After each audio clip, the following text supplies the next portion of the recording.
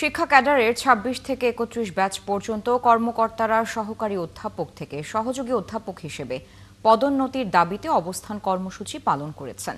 রবিবার শিক্ষা ভবনে তারা এই কর্মসূচি পালন করেন। একই স্থানে সরকারি মাধ্যমিক স্কুলের সহকারী শিক্ষকরা ১০ম থেকে ৯ম গ্রেডের দাবিতে অবস্থান কর্মসূচি পালন করেছেন। আর প্রেস ক্লাবের সামনে আন্দোলন অব্যাহত রেখে প্রতিবন্ধী স্কুলের শিক্ষকরা চাচ্ছেন এমপিও ভুক্তি। মামুন হুসাইনের প্রতিবেদন।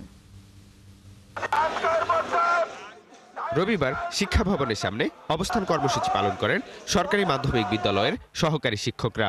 এই শিক্ষকরা ৯ম গ্রেডের পরিবর্তে ১০ম গ্রেডের স্কেলে বেতন চাচ্ছেন। আমাদের একটা ডিগ্রি এক্সট্রা বেশি থাকা সত্ত্বেও আমাদের দেওয়া হচ্ছে ১০ম গ্রেড নন ক্যাডার, আর সরকারি কলেজের শিক্ষকদের একটা ডিগ্রি কম থাকা সত্ত্বেও তাদেরকে দেওয়া হচ্ছে ৯ম গ্রেড ক্যাডার। আমরা এই যে বৈষম্য, এই বৈষম্যের অবসান চাচ্ছি। সুশিক্ষিত জাতি গড়ানোর জন্য সরকারি মাধ্যমিককে এন্ট্রি পর ৯ম গ্রেড করতে হবে। নো ওয়ার্ক যে ক্যাম্পেইন, আমরা বিদ্যালয়ে থাকবো কিন্তু আমাদের যে ওয়ার্ক আমরা কোনো ধরনের কাজ করব না। আমরাও চাই না যে আমাদের বাচ্চাদের পরীক্ষাকে জিম্মি করে আমরা এই আন্দোলনটা চালিয়ে যাই। ২০১৬ থেকে ২০ সালে বিসিএস সাধারণ শিক্ষা ক্যাডারের কর্মকর্তারা সহযোগী অধ্যাপক পদে পদোন্নতির জন্য যোগ্য হয়েছেন, কিন্তু পদোন্নতি না পাওয়ায় ২৬ থেকে ৩১ ব্যাচের কর্মকর্তারা এবার আন্দোলন শুরু করেছেন। কোন এক অদৃশ্য শক্তির বলে আমরা এরকম ১২ বছর ১৩ বছর, অনেকে আছে ১০ বছর ৮ বছর একই পদে অবস্থান করেছি।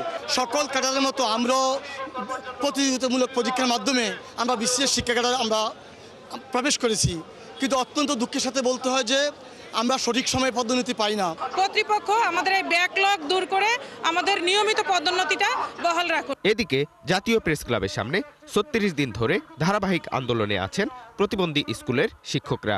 তারা চাচ্ছেন এমপিও ভুক্তি। আজকে আমরা ৩৬ দিন ধরে আন্দোলনে অবস্থানরত।